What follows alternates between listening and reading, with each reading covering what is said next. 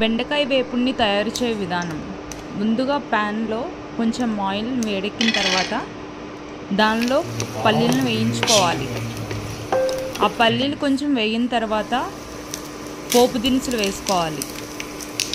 ఆ పోపు దినుసులను కూడా లైట్ ఫ్లేమ్లో ఉంచి దోరగా వేయించుకోవాలి.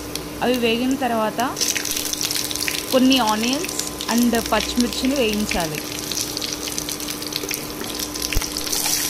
దీనిలో మీరు కరివేపాకు ఉన్న వేసుకోవచ్చు.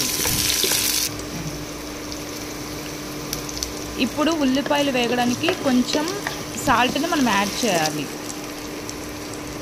దీనిలో కొంచెం టర్మరిక్ పౌడర్ని కూడా వాడాలి.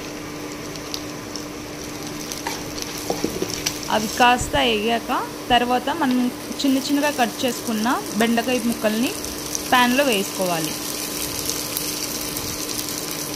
మెల్లగా కలుపుతూ మొత్తం మంచిగా వేయించుకోవాలి. అవి కొంచెం బాగా వేగడానికి పైన మూత అనేది పెట్టుకోండి. దాని తర్వాత మూత తీసి వేపుకుంటూ ఉండండి. దాని తర్వాత కొంచెం ఉప్పుని 2 టేబుల్ స్పూన్ కారాన్ని కూడా వేయండి. మీ రుచికి సరిపడా ఎంత అనుకుంటున్నారో అంత వేయండి. తర్వాత కొంచెం గరం మసాలా కూడా వేయండి. అది కూడా వేసి 2 మినిట్స్ లో ఫ్లేమ్లోనే కలుపుకుంటూ ఉండండి.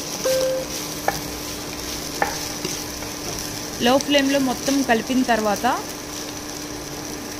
మన ఫైనల్ అవుట్పుట్ బెండకాయ వేపుడు అనేది రెడీ.